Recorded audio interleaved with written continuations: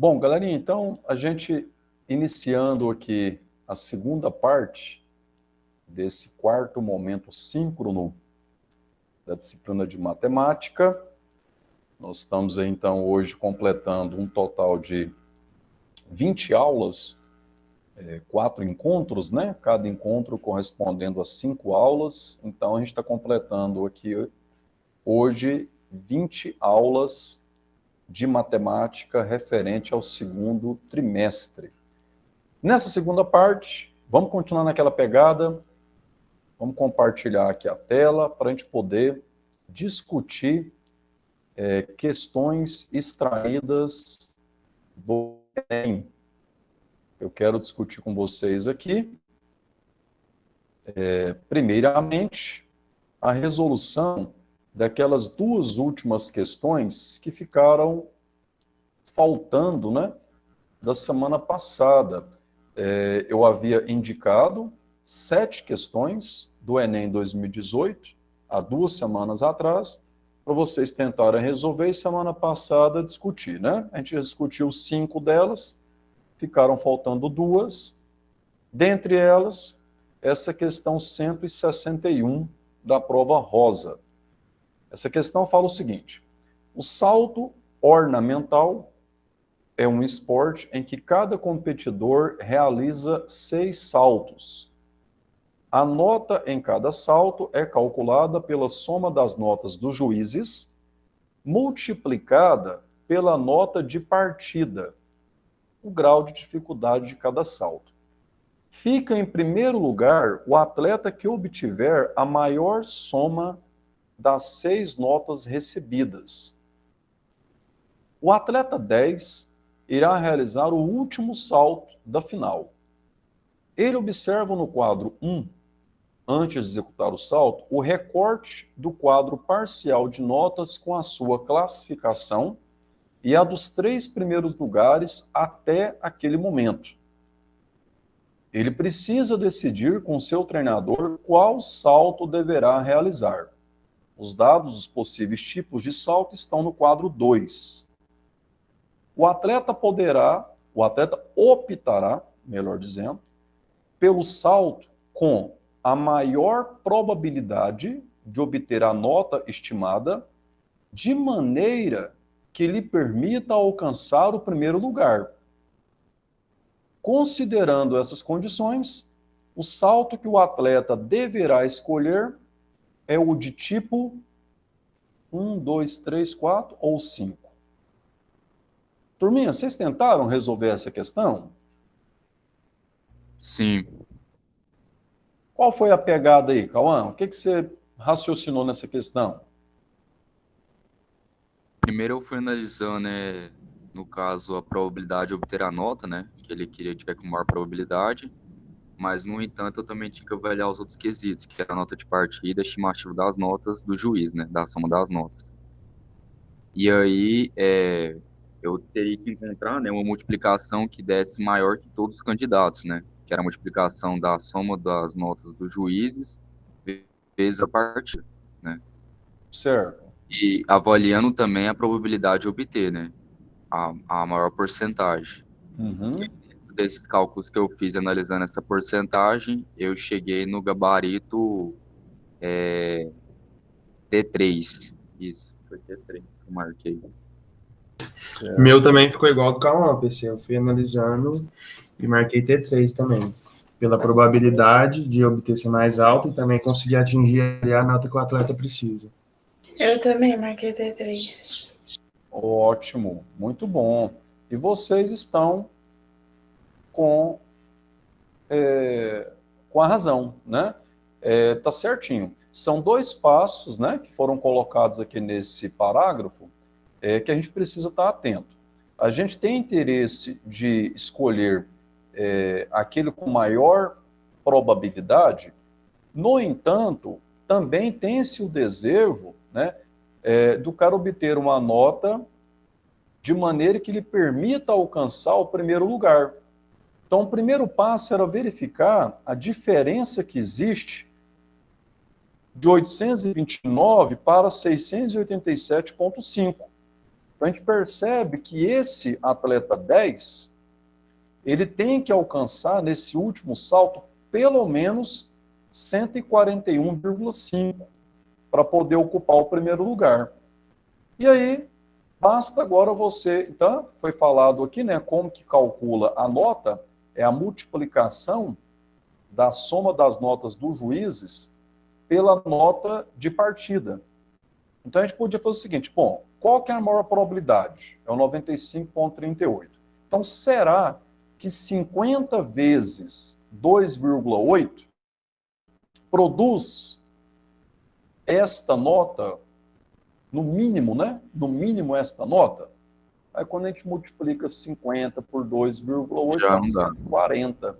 As Quer duas dizer, que eu fiquei em dúvida, assim, a hora que eu bati o olho, que eu já consegui identificar, foi a do 55 vezes 2,6 e a do 58 vezes 2,4. certo. Aí, Cauã, o que eu fui escrevendo aqui? Eu fui pela ordem dos maiores percentuais, né? Então, eu comecei aqui com o maior, multipliquei, vi que não alcançou o mínimo necessário, né, para ele ir para o primeiro lugar. Aí eu já vim aqui no 93,74%, que é a segunda maior probabilidade. Então, 58,2,4, 139,2, também não deu. E na terceira maior é o 91,88, onde 55 vezes 2,6, 143. Aí sim, beleza, alcançou o mínimo, né? Já até passou um pouquinho aí. Então, realmente, o tipo de salto que esse atleta deverá optar é o T3, levando em consideração esses dois quesitos, né? Ao mesmo tempo que eu quero que ele alcance o primeiro lugar, também quero associar isso aí com a maior probabilidade. Questão de boa, gente, essa questão? Dava para organizar esse raciocínio na hora de uma prova? Ixi, tranquilinho. Ah, não dá? Muito bom. Então vamos lá. Última questão que ficou restando aí da semana passada, para a gente poder entrar nas outras 7 indicadas aí no encontro anterior. Então a questão 168, na prova rosa. Um produtor de milho utiliza uma área de 160 hectares para suas atividades agrícolas. Essa área é dividida em duas partes, uma de 40 hectares, com maior produtividade, e outra de 120 hectares, com menor produtividade. A produtividade é dada pela razão entre a produção em tonelada e a área cultivada. Sabe-se que a área de 40 hectares tem produtividade igual a 2,5 vezes a da outra. Esse fazendeiro pretende aumentar sua produção total em 15%, aumentando o tamanho da sua propriedade. Para tanto, pretende comprar uma parte de uma fazenda vizinha que possui a mesma produtividade da parte de 120 hectares de suas terras. Qual é a área mínima em hectare que o produtor precisará comprar? Bom, turminha, nessa questão, eu proponho que nós façamos o seguinte. Eu vou chamar aqui de P1 a produção em tonelada da área de 40 hectares. Então, a produtividade foi falado o seguinte, olha essa partezinha aqui, ó. A produtividade é dada pela razão entre a produção em tonelada e a área cultivada. Então, P1, aqui para mim, é a produção em tonelada da área de 40 hectares. Então, quando eu escrevo a razão desta produção para a área, eu tenho aqui a produtividade desta área de 40 hectares. Foi falado que essa produtividade é 2,5 vezes a produtividade da área de 120 hectares. Então, eu posso montar essa equação. Ó.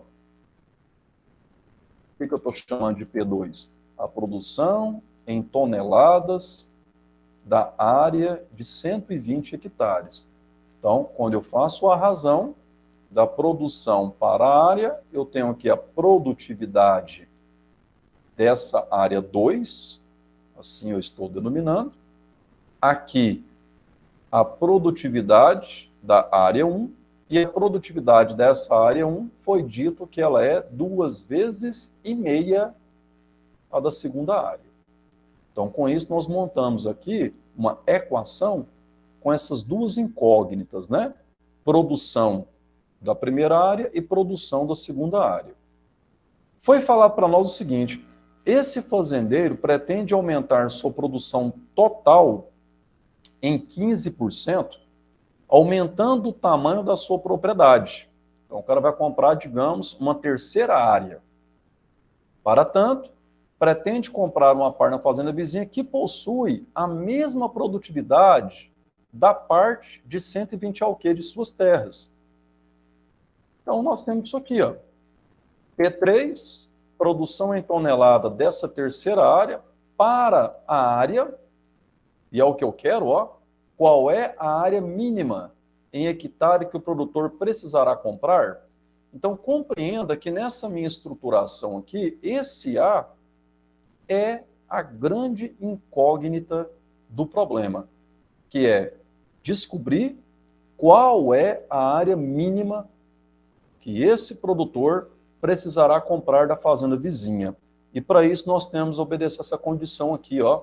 A produtividade desta terceira área, ela é igual à produtividade daquela área de 120 hectares que ele já tem.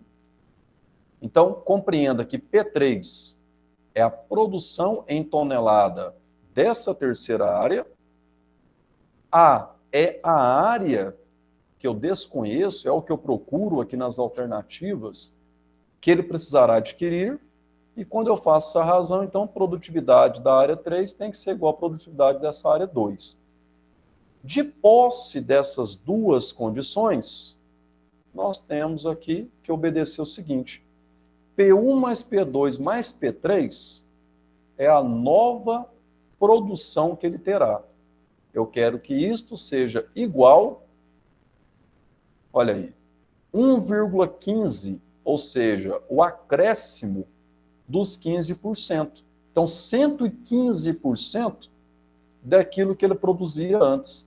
O que ele produzia antes era P1 mais P2. Então, nós queremos que a nova produção em tonelada, que será representado por P1 mais P2 mais P3, seja igual a 1,15 vezes P1 mais P2. E aí, turminha, fique esperto aqui, ó. De posse dessas duas condições, dá para a gente dar uma enxugada nessa terceira condição e passar a trabalhar apenas com a incógnita A, que é o grande foco aqui dessa questão, ó. Repare que eu não estou preocupado aqui em descobrir as produções P1, P2 e P3. O que eu quero mesmo é descobrir o valor desse A, dessa área. E aí, olha a minha proposta. Vamos colocar P1 em função de P2. Ó, 40 está dividindo, vai multiplicando, 40 vezes 2,5 é 100. Então, nós temos que P1 é 100 vezes P2 sobre 120. Da mesma forma, vamos colocar P3 também em função de P2. Então, é só pegar o A que está dividindo e levar multiplicando P2. Olha aí. Agora, substituindo P1, representado por esta fração, e P3 por esta outra fração aqui, nós enxugaremos P1, P2 e P3 apenas em função de P2. Olha como que ficará. Então, P1, aqui, detalhe, eu fiz uma coisinha aqui antes disso, antes de substituir, que é o seguinte, ó, P1 mais P2 tem aqui a esquerda e também tem a direita. O que eu fiz? Isolei P3 fazendo assim, ó, aqui tem uma vez P1 mais P2. Vai para lá, vai negativo. Como eu tinha 1,15 vezes P1 mais P2, e vou tirar uma vez, então nós temos que P3 pode ser representado por 15% de P1 mais P2. Claro que essa escrita aqui já dá para conquistar, até mesmo sem passar por essa, quando o cara fala disso aqui, né? Que o fazendeiro quer aumentar em 15% o total da produção. O que ele produzia antes era P1 mais P2. Então, o aumento de 15% é sobre P1 mais P2. Então, isso aqui tem que ser a produção P3, né? Aquilo que ele vai passar a produzir a mais. Então, dava para escrever isso aqui sem mesmo antes de ter colocado essa prévia dessa equação mais feiona aqui, ó. E agora sim, quem é P1 e quem é P2? Ó, quem é P1 e quem é P3, aliás. P1 e P3.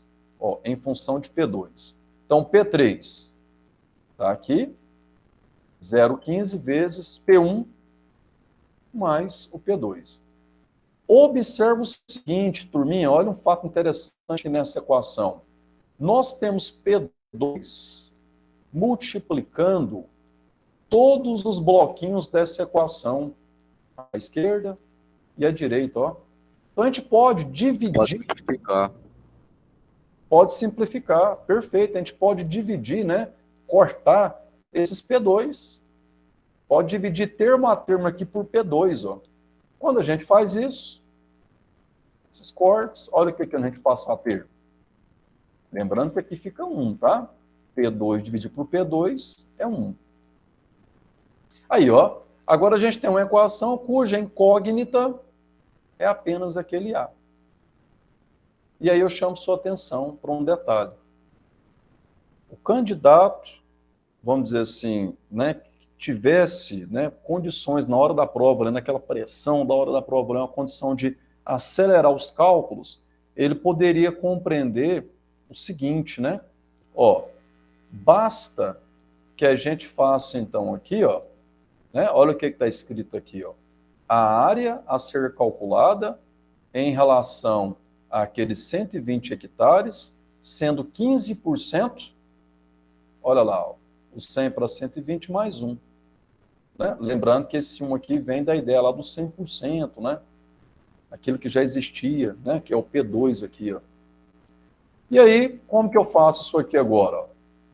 MMC, aí eu preferi já escrever assim, ó, para ficar no mesmo denominador.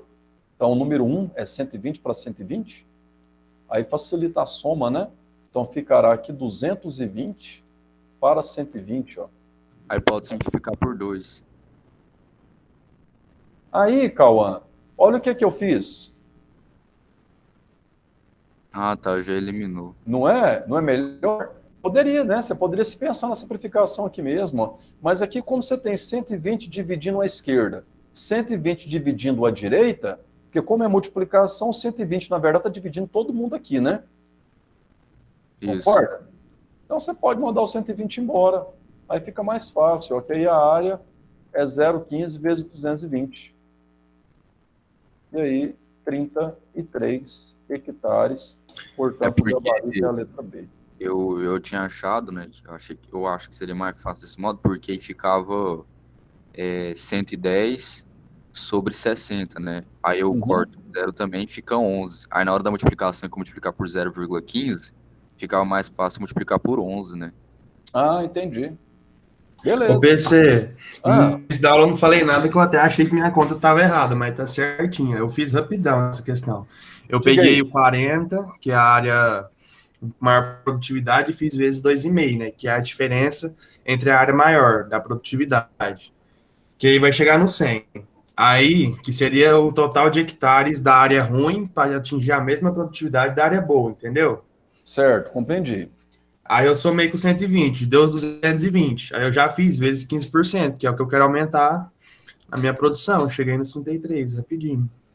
Aí, nesse caso, o Lucas, muito bom, sua fala está certinha. Nesse caso, é porque você esqueceu a questão de produtividade e foi logo pensando nas áreas.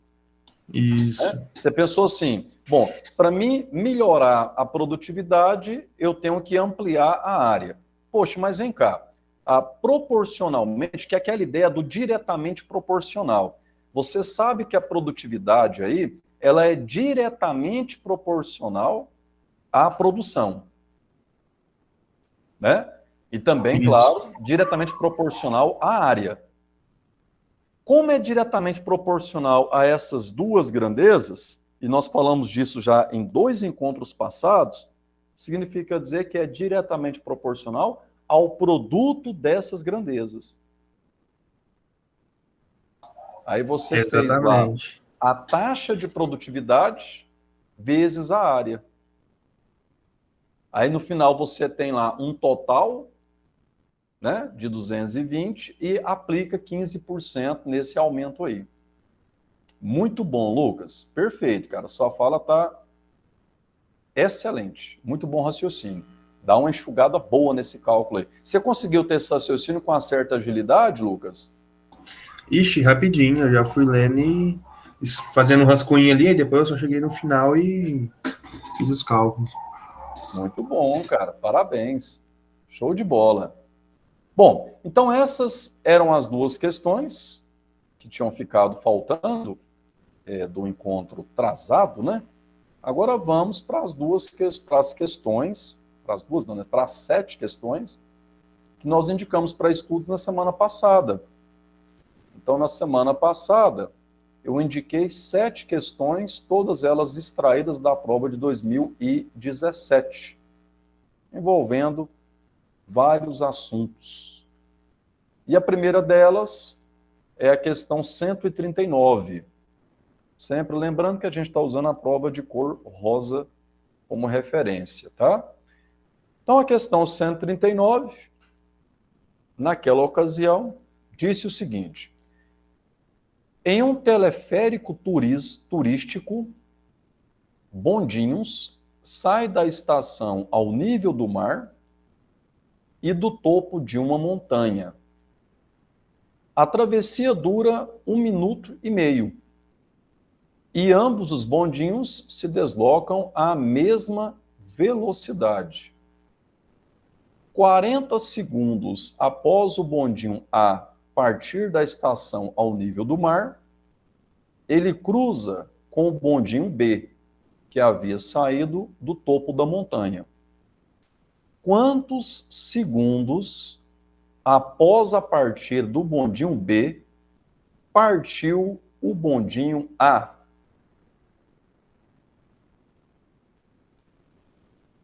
E aí? Como é que foi aí o rendimento ao tentarem resolver essa questão? Conta para mim. Essa questão aí, PC, primeiro eu passei de minuto para segundo, né? 1,5 minutos vai dar 90 segundos. Aí eu fiz meio que uns desenhos, tipo assim, eu coloquei o ponto B, fiz uma setinha, 50 segundos, ponto A, outra setinha, 40 segundos, no ponto de encontro deles. Aí eu cheguei na diferença de 10 segundos entre eles. Porque 90, né? 50 de um e 40 do outro. Certo. Aqui, né? Uma ilustração razoável pode ser assim, né, Lucas? Isso. Bondinho A saindo ao nível do mar, né? Vai subindo, então, em direção à montanha. Eu coloquei esse marco aqui como sendo na metade do percurso. E aqui o bondinho B saindo em sentido contrário da montanha para o nível do mar. O detalhe, Lucas e demais colegas, dessa questão que eu acho crucial é o fato de quando ele coloca que os bondinhos deslocam a uma mesma velocidade. Acho que isso aqui é crucial na questão. Por quê? Porque é o seguinte, 1 minuto e meio, 90 segundos. Então, o bondinho A gastaria 90 segundos para fazer a travessia total. Em 40 segundos, como 40 é um pouco menos da metade de 90, metade de 90 é 45, né? Então, o 40 é um pouco menos que a metade, então quer dizer que em 40 segundos ele deslocou aqui um certo espaço que é menos, né, que está antes da metade. E aí, como nesse momento aqui ocorre o encontro do bondinho A com o bondinho B, e aí vem o fato, ó, como eles deslocam a uma mesma velocidade, quer dizer que aqueles 50 segundos que faltavam de deslocamento do bondinho A é exatamente o tempo de deslocamento, então, que o bondinho B realizou. Então, o bondinho A realiza um deslocamento compatível com os 40 segundos, enquanto o bondinho B realizou um deslocamento compatível com os 50 segundos. Então, o bondinho B esteve em movimento por 50 segundos e o bondinho A por apenas 40 segundos. Isso mostra que o bondinho B saiu antes do bondinho A. Ele tem mais tempo em movimento do que o bondinho A. E a pergunta é exatamente essa, ó. Quantos segundos após a partida do bondinho B partiu o bondinho A? Quer dizer, o bondinho A que partiu depois, ele partiu depois em quantos segundos? Aí era só o cara se atentar ao seguinte: bondinho A está em movimento em 40 segundos, o bondinho B, então, 90 menos 40, aquilo que eu falei, né? A diferença aqui, ó. Ele esteve em movimento por 50 segundos até esse momento do encontro, e aí a diferença dos 50 para o 40 é que gera, então, quantos segundos a mais esteve o bondinho B em movimento em relação ao bondinho A. Então, o bondinho B saiu 10 segundos antes do bondinho A, ou se preferir, o bondinho A saiu 10 segundos depois do bondinho B. Está aí o gabarito, letra B. Certo o raciocínio? Compreenderam a ideia? Certo. Sim. Boazinha essa questão? Demais. Muito bom. Então, olha essa questão 140. Um empréstimo foi feito à taxa mensal de I%, usando juros compostos em 8 parcelas fixas. E essa daqui, ó, vai falar iguais a 26 com 14. E 14 vezes 2 dá 28. Então, assim. Júlio, seu microfone tá ligado. Ai, desculpa, PC. Nada, tranquilíssimo aí. O devedor tem a possibilidade de quitar a dívida antecipadamente a qualquer momento, pagando para isso o valor atual das parcelas ainda a pagar. Após pagar a 5ª parcela, resolve quitar a dívida no ato de pagar a 6ª parcela. A expressão que corresponde ao valor total pago pela quitação do empréstimo é... Turminha, foi falado aqui que o empréstimo foi tomado, né, foi feito a uma taxa mensal de I%, usando juros compostos em 8 parcelas fixas e iguais a P. Então, P é o valor de cada prestação, o valor de cada parcela. Turma, falamos disso aqui semana passada. Recapitulando isso aqui, ó. Em juros compostos, o valor futuro, chamado aqui de V, é calculado pelo valor presente, o P, vezes 1 mais I elevado a N, onde I é a taxa de juros e N é o tempo. Nesse caso que a gente está falando de taxa mensal, claro que N aqui, então, é o número de meses. Tá? Cauã até chegou a frisar naquela ocasião, né, Cauã, que esse V aqui é aquele mesmo M de montante. E esse V é aquele C de capital, quando a gente quer que isso aqui represente a ideia de aplicação, a ideia de investimento, né? Então, De posse dessa consideração aqui, turma, a gente pode reescrever assim. Isso aqui era crucial para gabaritar essa questão.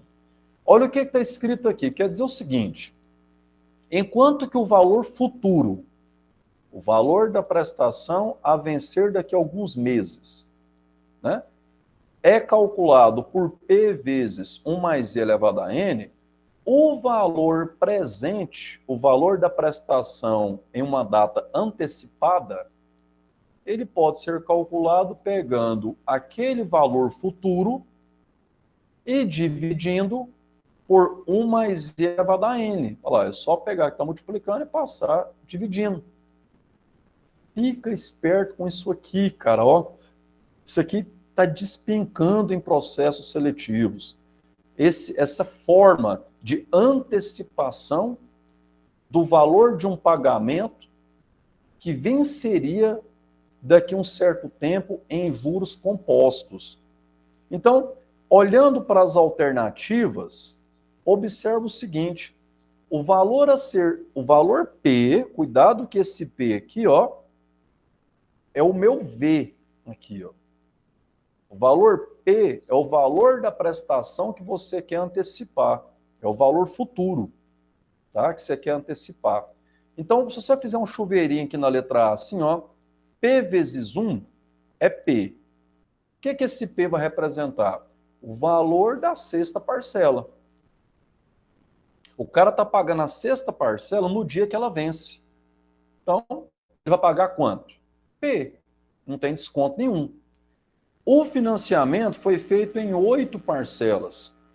Portanto, como ele quer quitar a dívida no ato de pagar a sexta prestação, então quer dizer que ele vai antecipar em 1 mês a 7ª parcela e vai antecipar em 2 meses a 8ª parcela. E aí, olha como que fica escrito isso aqui. Olha para você ver que aqui a letra A já condiz com o que nós queremos, ó. P vezes 1, P. Então, P é o valor da sexta prestação. Está pagando ela no dia que ela vence. Então, não tem desconto. Agora, P vezes esta fração, o que vai ficar escrito? Vai ficar P dividido por 1 mais I. Claro, sempre lembrando que esse I é em porcentagem. Então, o que isso aqui está representando? Ó, P dividido por 1 mais I. Ó, o valor futuro dividido por 1 mais I elevado a 1, que é a antecipação de 1 mês da 7ª prestação. E, por fim, mais, de novo, o P vezes, agora, esta fração, significando, então, P dividido por 1 mais I ao quadrado. Ao quadrado, por quê? Porque a 8ª prestação será antecipada em 2 meses. Tá aí, então, já concluindo aqui, ó, o gabarito como sendo a letra A. A letra A já condiz exatamente com esse formato de antecipação. Aí eu queria chamar a sua atenção para um detalhe. Por que a letra C está errada? Olha o que a letra C está representando. P vezes 1, P. Duas, né? 2 na primeira. Aqui, né? Isso. E são tempos diferentes, não são? A 7ª prestação vai ser antecipada em apenas 1 mês. Isso. Né? E a 8ª vai ser antecipada em 2 meses. Então, a falha do item C é esse expoente 2 aqui, ó. No mais, estaria ok. Já no item E, olha o item E. Onde é que está a falha aqui no item E? Conta para mim. Na última.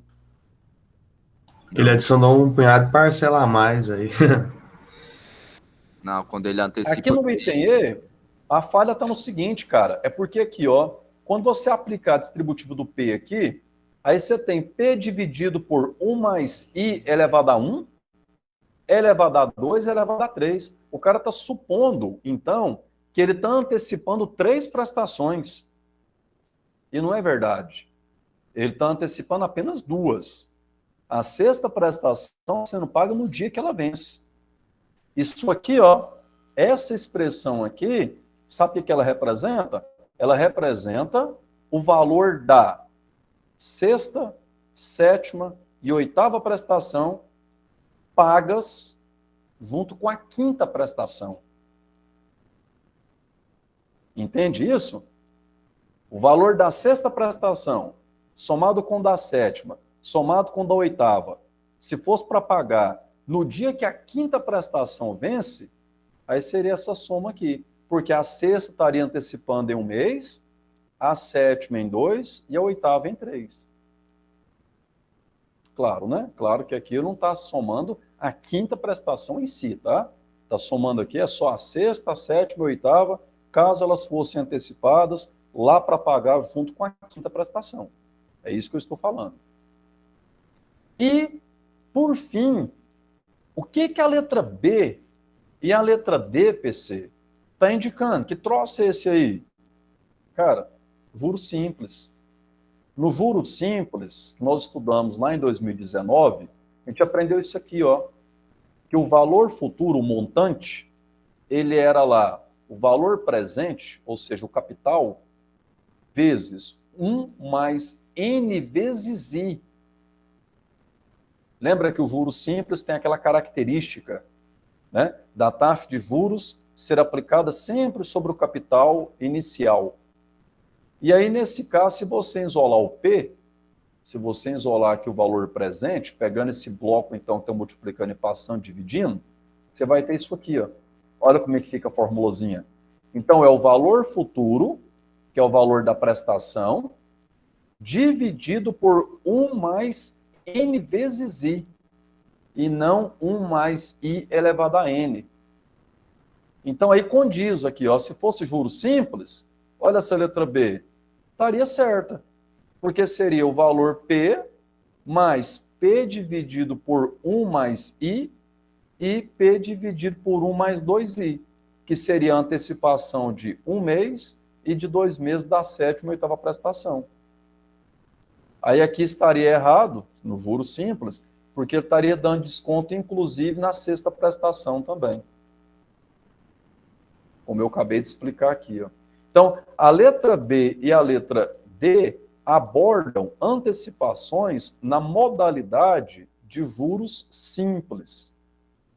E a letra A, C e E na modalidade de juros compostos, só que a letra C e a letra E com essas falhas que nós comentamos. Por isso o gabarito aí é a letra A. Turminha, essa questão, você, meu aluno, minha aluna, que já assistiu por tantas vezes, nós falarmos aqui dessas questões de matemática financeira. Desde 2019 a gente aborda esse assunto. Não dá para perder uma questão dessa na prova, cara. Muitos dos seus concorrentes terão dificuldades. Aqueles que não estudaram ali tão a fundo a questão de matemática financeira, que não tem um domínio razoável desse comparativo, juro simples, juro composto, dessa ideia de antecipação de parcelas, para esse candidato, essa questão provavelmente vai ser uma questão difícil. Mas para vocês, meus alunos, eu gostaria de dizer de acreditar que para você essa questão deveria ser de mediana para fácil. Facinha. O PC, mas tipo assim, nos olhos do Enem, essa questão aí seria o quê? Mediana? Sim, Lucas. Eu acredito que ela está classificada lá no grupo das medianas. Se tivesse Mas, que ver cálculo, ela estaria no difícil, né? Porque nesse sim, caso, só análise, né? exato. Né? Tivesse que fazer alguns cálculos aqui, e geralmente esses cálculos, quando a gente quer encontrar o N, por exemplo, envolve logaritmos, né? Como a gente já viu em questões anteriores aí já começa a caminhar para um nível difícil, sim. Só uma pergunta, nas alternativas aí, igual no numerador, tem sempre o 1, né? No caso, ele colocou porque representando o valor futuro mesmo ou não? Da parte É porque ele pôs o P em evidência, né? Ah, tá. Aí se você faz a distributiva aqui, Cauã, aí fica nesse formato, ó. Entendi. Né? Lembra que esse V que eu estou chamando aqui de valor futuro, no contexto da questão, é o valor da prestação, né? Ah, tá. O valor da prestação que você pagaria lá no As dia que ela vence. são fixas, né? Exato. Certo. O valor que você está pagando mês a mês ele é fixo. À medida que você vai antecipando, à medida que você quer antecipar, aí é só pegar então o valor da prestação e dividir por 1 mais I elevado ao número de meses de antecipação. Certo. Ou seja, cada prestação que você antecipa, ela tem um valor diferente. Por quê? Porque vai depender de quantos meses ela iria vencer. Entendi. Beleza. Então, beleza, vamos lá. Próxima questão, a questão 145. Um morador de uma região metropolitana tem 50% de probabilidade de atrasar-se para o trabalho quando chove na região. Caso não chova, sua probabilidade de atraso é de 25%. Para um determinado dia, o Serviço de Meteorologia estima em 30% a probabilidade da ocorrência de chuva nessa região. Qual é a probabilidade de esse morador se atrasar para o serviço no dia para o qual foi dada a estimativa de chuva? Abordamos, então, aquela primeira questão que envolveu uma mera interpretaçãozinha naquela questão de velocidade e tal. Segunda questão envolveu matemática financeira. Agora vem essa terceira questão envolvendo probabilidade. Assunto que nós trabalhamos num passado recente. Turminha, repare, para mim calcular a probabilidade de esse morador se atrasar, eu dependo da estimativa feita em relação à questão climática aí. Então, nós estamos falando daquela modalidade de cálculo de probabilidades envolvendo eventos dependentes. O evento atrasar-se depende do evento chuva. E aí, eu chamo sua atenção para aquela simbologia assim, ó. Probabilidade de chover e atrasar, ou pode ocorrer atrasos mesmo que não chova.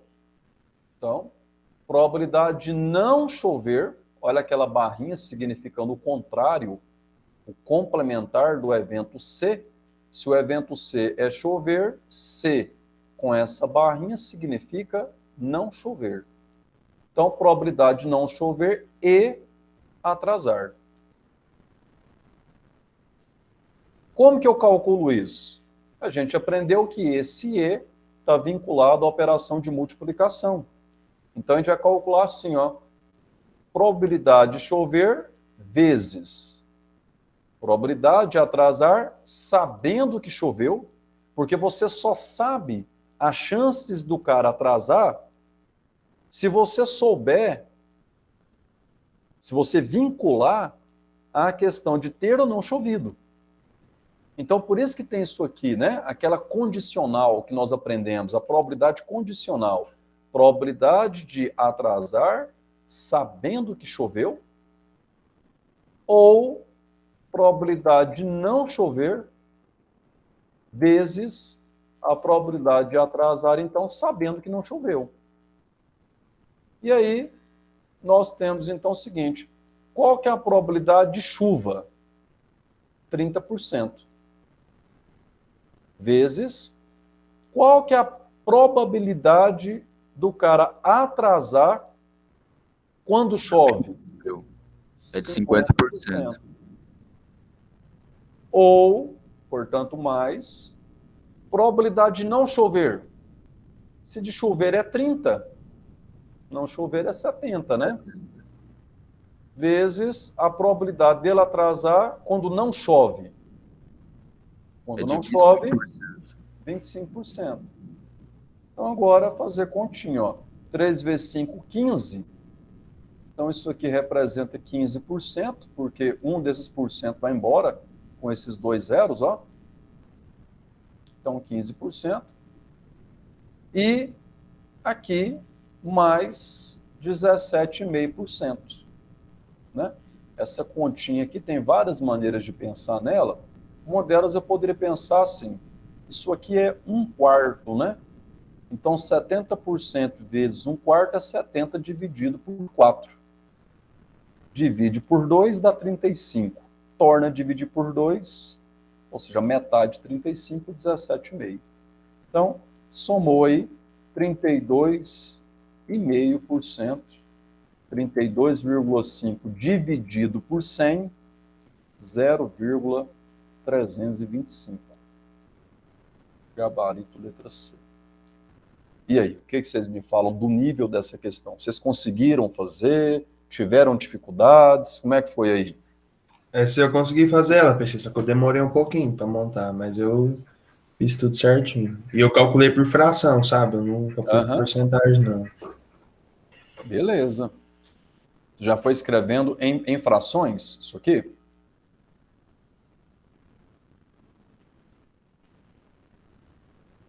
Hein, Também Lucas? achei bem fácil. Só que eu calculei. O Lucas falou que calculei em fração, eu calculei já em número decimal, por conta da resposta ali. Aham. Certo, Júlia. Beleza. Que bom. Fico feliz aí pelo êxito de vocês. Bacana demais. E lembrando que esse assunto, probabilidade, cai demais, tem que estudar esse assunto. Olha a questão 144. Como não são adeptos da prática de esportes, um grupo de amigos resolveu fazer um torneio de futebol utilizando videogame. Decidiram que cada jogador joga uma única vez com cada um dos outros jogadores. Decidiram que cada jogador joga uma única vez com cada um dos outros jogadores. O campeão será aquele que conseguir o maior número de pontos. Observaram que o número de partidas jogadas depende do número de jogadores. Claro, né? Como mostra o quadro. Então, se o torneio tiver 2 jogadores, apenas uma partida. 3 jogadores, serão realizadas 3 partidas, 4 jogadores, 6 partidas e assim por diante. Se a quantidade de jogadores for 8, quantas partidas serão realizadas? E aí, o que vocês fizeram para gabaritar essa questão rapidinho? Combinação de 8, 2 a 2? Morreu, Júlia. Tá certíssimo, né? A ideia de que, se o torneio tiver 8 jogadores, para saber quantas partidas terá, é só a gente agrupar esses 8 jogadores em duplinhas, né? Agrupar 2 a 2. E lembrando que é combinação e não arranjo, porque a ordem não vai importar, porque ele disse, decidiram que cada jogador joga uma única vez com cada um dos outros jogadores. Ou seja, não acontece A contra B e B contra A. A ordem AB ou BA dá na mesma. É uma partida só que os jogadores A e B irão realizar entre si. Por isso que é uma combinação.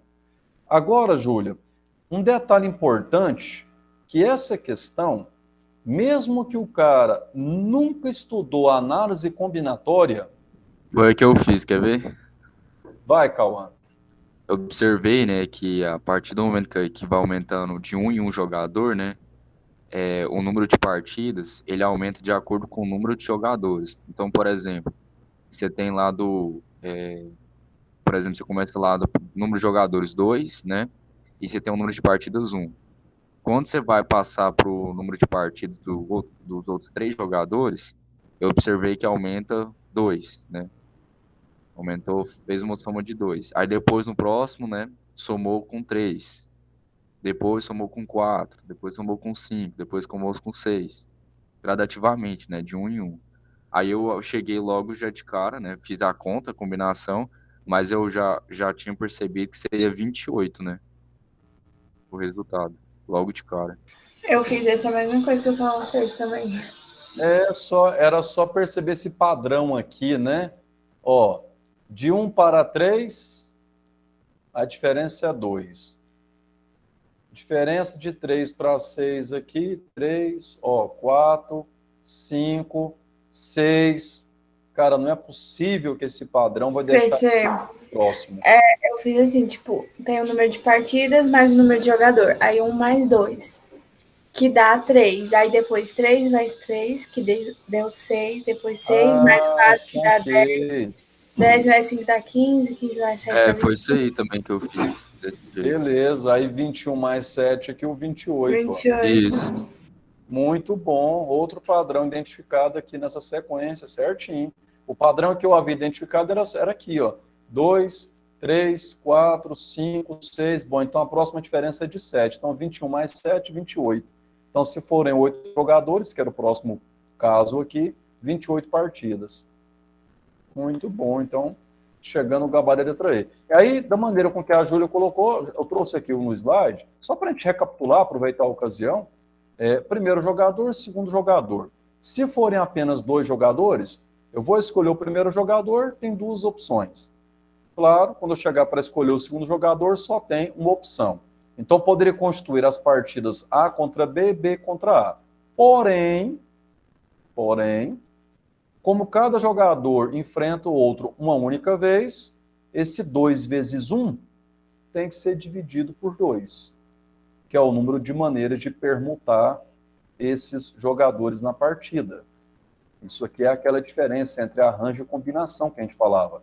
2 vezes 1 é arranjo. A ordem está sendo levada em consideração. Quando a gente pega o arranjo e divide pelo número de maneiras de ordenar esses 2 cidadãos, isso vira uma combinação. Então, se tiver apenas 2 jogadores no torneio, uma única partida será realizada. Se tiver 3 jogadores no torneio, 3 vezes 2, 6. Os 6 casos seria esse, ó. O A contra B, o A contra C, B, A, B, C, C, A e C, B. Porém, a ordem não é importante. A contra B e B contra A é um jogo só. Então, 3 vezes 2 tem que ser dividido por 2, portanto, apenas 3 partidas. De modo que, recordando, se for para aplicar a combinação pela fórmula, se fosse pelo princípio multiplicativo, 8 partidas, era só fazer 8 vezes 7 e dividir por 2. Se for pela fórmula, então aí, ó, 8 vezes 7 dividido por 2 é o cálculo mais rápido, princípio multiplicativo. Se for pela fórmula, combinação de 8, 2A2, você escreve assim, ó. Olha lá. 8 fatorial dividido por 2 fatorial vezes 6 fatorial. Levo o 8 até o 6, está mais perto, né? Cortou o 6 fatorial, repare que fica igualzinho ao anterior. 8 vezes 7 dividido por 2, portanto, 28 partidas. Então, a maneira mais rápida para essa questão era perceber esses padrões que nós comentamos aqui, né? Ou, como a Júlia comentou, já partir direto para o cálculo da combinação, também chegaria ao gabarito aí. E essa questão, nível fácil, médio, difícil? Eu achei fácil. Eu achei Fácil. fácil também. Fácil, com Se certeza. esquecesse desse 2 aí era crucial, hein? O 2 na equação, né? Se fizesse, por exemplo, um arranjo simples, né? O arranjo não teria esse 2 aqui, né? Isso aí seria crucial marcar o 56. Exato. Então, o fato do cara perceber que decidiram que cada jogador joga uma única vez com cada um dos outros jogadores, isso aqui é importante para você entender que a ordem não deve ser levada em consideração. Né? A partida A contra B, ou B contra A, ela será única. Eles não se enfrentarão em 2 ocasiões. PC, enquanto você resolvia aí, eu pensei em outra forma de resolver também. Quando você tá, por exemplo, se você for listar todas as chances, você listar todas as chances de B, de A e B, por exemplo, você já vai ver que vai diminuir uma casa. Porque o A, ele não vai com ele mesmo. E daí, então, como são 8 jogadores, aí no caso ele iria 7 vezes. E aí, Certo. quando chega no B, ele não vai com o A. Então, aí no caso, 6. E daí, se você Isso. somasse, indo somando, dava 28. Perfeito. Muito bom a sua fala. Legal. E essa fala sua aí, Júlia, ela, sabe o que ela me lembrou? Ela me lembrou o seguinte: conhecem o jogo de dominó, né? Certo? O jogo Aham. dominó? Certo. Quantas pedras tem um jogo dominó? Vixe, eu não sei.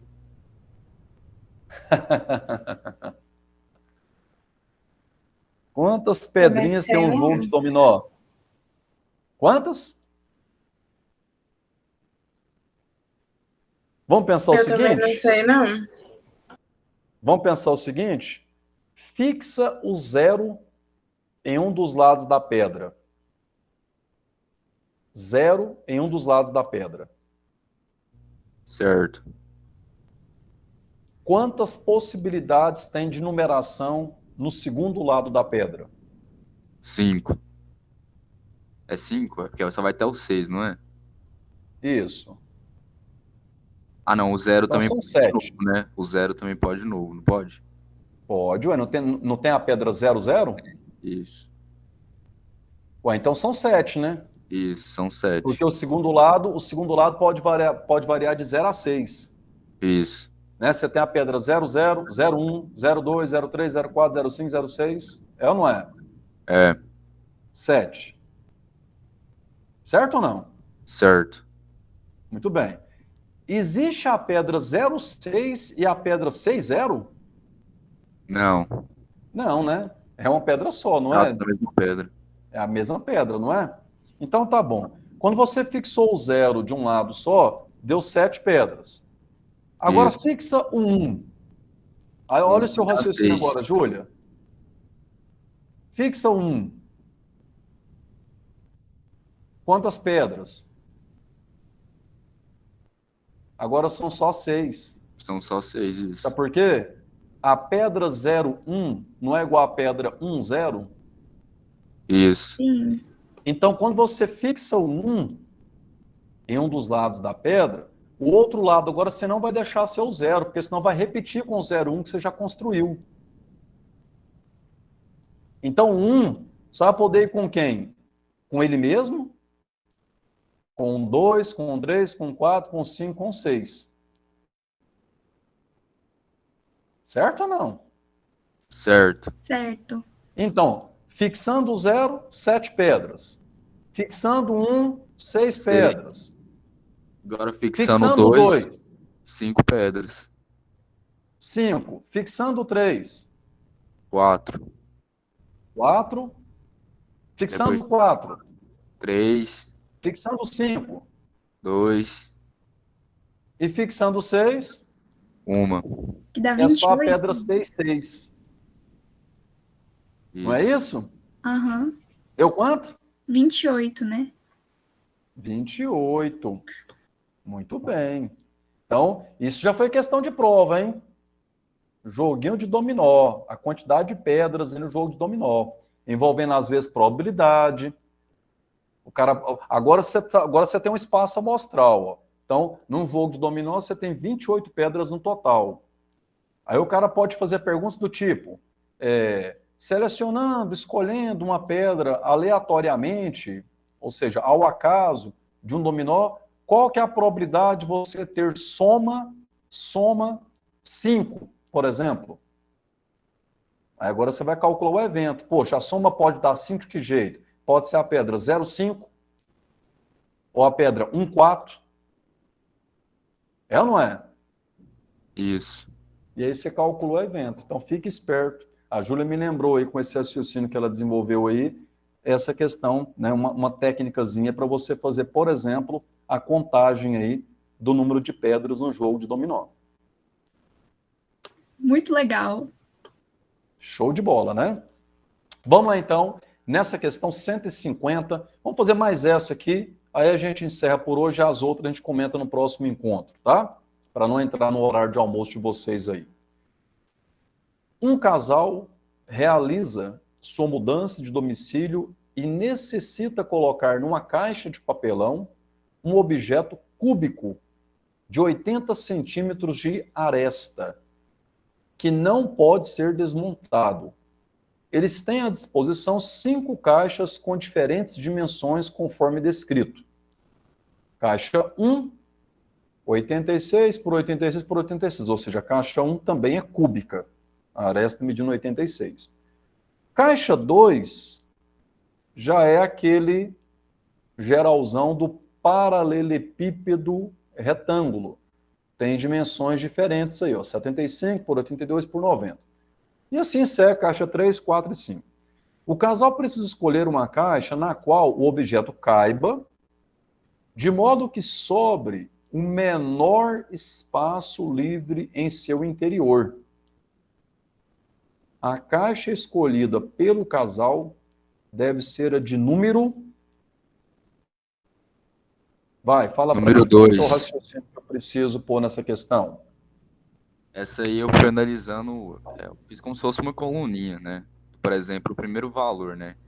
Você tem lá a coluna dos primeiros valores, que é da caixa 1, 86, caixa 2, 75, né? E assim vai. Aí eu logo de cara, eu já identifiquei que a caixa 2 tem os, né? Poderia dar daria o menor valor. Só que para isso, né? Para ver se o resultado dela, né? Ia caber a caixa do objeto cúbico, eu tinha que calcular a primeira área desse objeto, né? Para saber. Que no caso é 80 vezes 80 vezes 80, não é isso? Ou não? Cauã, mas vem cá. Eu tô vendo aqui o seguinte, tem um fator que você não considerou. O objeto que você quer guardar, ele tem 80 centímetros de aresta. Aí na caixa 2, uma das arestas mede apenas 75. Então a pergunta é, esse objeto vai caber na caixa 2? Ah, agora eu entendi. Eu que eu fui olhando por área, eu não olhei pela aresta. Primeiro passo aí é a gente entender o seguinte, olha essa ilustração. O cubo em amarelo vai ser colocado, de modo geral, vamos falar de modo geral, num paralelepípedo maior, né? Ele tem que encaixar. Para encaixar, essa caixa de papelão tem que ter dimensões, cada uma de suas arestas tem que medir pelo menos 80, né?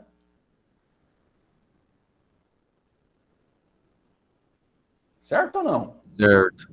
Né? Se essa aresta aqui, ó, da caixa de papelão, for menor que a aresta do objeto em amarelo, aí o objeto não entra, né, na caixa. Então, a caixa 2 já é uma opção descartada, por conta de ter uma das suas arestas menor que 80. Agora, as outras são todas possíveis, ó. Nessa questão do objeto entrar na caixa, para todas serve, ó. Tudo é mais que 80 aí, ó. Ó. Isso aí era uma pegadinha, né, PC? É um detalhezinho importante, né? Então, o primeiro passo o candidato tinha que fazer nessa questão é o seguinte, espera aí, para mim colocar um objeto cúbico dentro dessa caixa de papelão, primeira coisa a observar, todas as 3 dimensões dessa caixa de papelão tem que ser de 80 para cima. Como a caixa 2 tem uma aresta menos que 80, então a caixa 2 já está descartada. E o segundo critério agora, para mim decidir entre as outras 4 opções que restam, é isso aqui, ó. Sobrar o menor espaço livre em seu interior. Então era só o cara pensar o seguinte, o que eu quero encaixar tem que volume? 80 vezes 80 vezes 80, né? Ou seja, 80 ao cubo. O volume de um cubo é só pegar o tamanho da aresta e levar ao cubo, né? O que eu quero tem que ocupar 512 mil centímetros cúbicos. Aí é só verificar o seguinte: qual dessas 4 caixas tem o menor volume? Então, a caixa 1, caixa 3, caixa 4 ou caixa 5 tem o menor volume? Lembrando que esse menor volume eu já tenho certeza. Vai ser mais que os 512, vai sobrar um pouquinho. Né? Então, o que você tinha que calcular para matar essa questão? Só calcular o produto das 3 dimensões, lembra? Quando eu quero calcular o volume de um paralelepípedo, lá, aquelas caixinhas, por exemplo, um formato da caixinha de bombom, né? É só fazer o produto das 3 dimensões. Né? Ou você quer calcular aí o volume do espaço onde você está aí assistindo essa aula, tradicionalmente, os cômodos de uma casa têm o formato de um paralelepípedo, né? Reto retângulo, com largura, comprimento e altura. É só calcular o produto dessas 3 dimensões. Então, calculou que na caixa 1, 86 vezes 86 vezes 86. Dá 636.056 centímetros cúbicos. Aí da caixa 3, 85 vezes 82 vezes 90. menor. Ó, já dá 627, já deu um pouco menor. Na caixa 4, 82, 95, 82. Passou. E na caixa 5, 80, 95, 85. 646. Então, comparando esses 4 volumes, o menor é o da caixa 3, que comparando lá com os 512 mil vai sobrar, né? Tem uma diferença menor aqui da necessidade do objeto para o que a caixa oferece. Por isso, o gabarito é a letra C. Eu poderia resolver essa questão observando a diferença dos valores dentre as multiplicações de cada caixa ou não? Não, Cauã, de todo jeito, cara, porque assim, quando ele fala, né, de modo que sobre o menor espaço livre, então você precisa calcular a capacidade volumétrica dessas caixas, né? O espaço livre está vinculado ao produto, né?